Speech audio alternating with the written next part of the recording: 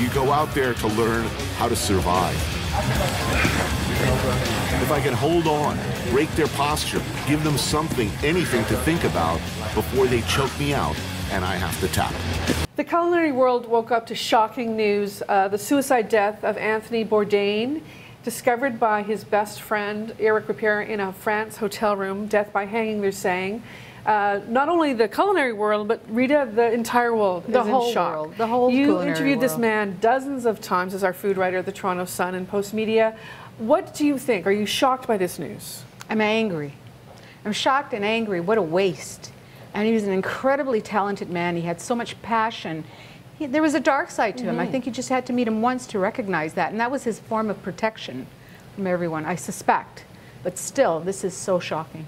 Do you, I mean, in recent months and years, he seemed like a happy man. He seemed, he had Parts Unknown. People loved that show. He had a girlfriend, Asia Argento. He did.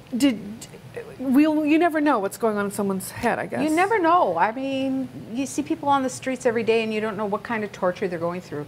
And Anthony Bourdain, there was a dark side to him, of course, because he had his own demons. And he wrote about them quite eloquently. But he was just an incredible, he was bigger than life. That's how I saw him. He was an incredible raconteur. He loved his, you know, it's funny, we had a discussion after his divorce from his second wife. And he says, you know, I'm living for my daughter. My daughter is the most precious thing to me. I don't care about anything else. And I find those words haunting today.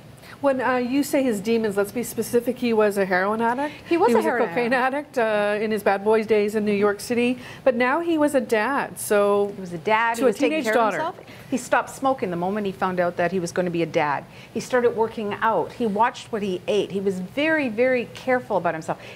I remember him telling me he's a type A personality, and everything had to have a place in his life. And like all brilliant people, I really think people like him come around once every 100 years. He's sort of like the Beatles in that way, you know? Well, certainly Keith Richards.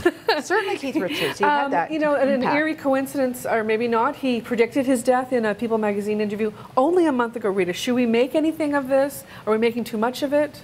I think we should look into it. Obviously, maybe he was sending out signals and people were not picking them up. And I think that's the sad part of it. He loved life. This is the tragedy here. He was at his sweet spot in his life. He had everything falling into place. And then this, it does not make sense. Do you think sometimes he felt like an imposter? He talked about how he came into success in his 40s with Kitchen Confidential, and how he was always looking in the rearview mirror for the cops to come after him. Like an imposter kind of, you know, feeling like he didn't belong. Well, it's interesting you say that, because I do recall, I think he put up these fronts to protect himself. So he would be the first to bring noise to himself in order to deflect. And he had that very profound personality. He had multi-facets to himself. There was 1,000 layers to Anthony Bourdain. And in one of those layers, there was a glitch. And we never saw that glitch coming. What do you think his legacy will be? His legacy will be that we understand and appreciate food for what it is, which is the great equalizer in our lives. We eat to give comfort, and he comforted millions of people. Perhaps he himself was starving. Aw. The Parts Unknown future of that beloved show, presumably, is up in the air. What do you think might happen? Could Eric take over?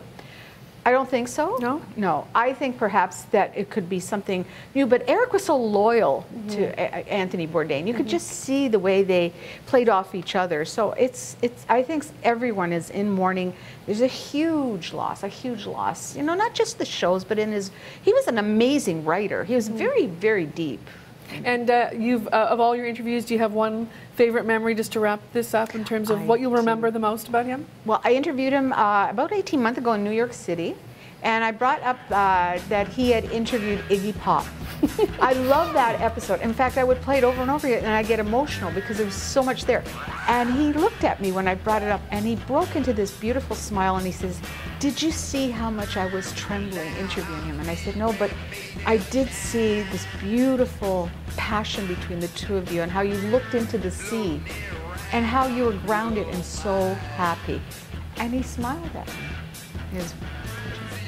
Well, we want to know what you think about this shocking news today, and let us know via Facebook and Twitter. We'd like to hear what you think.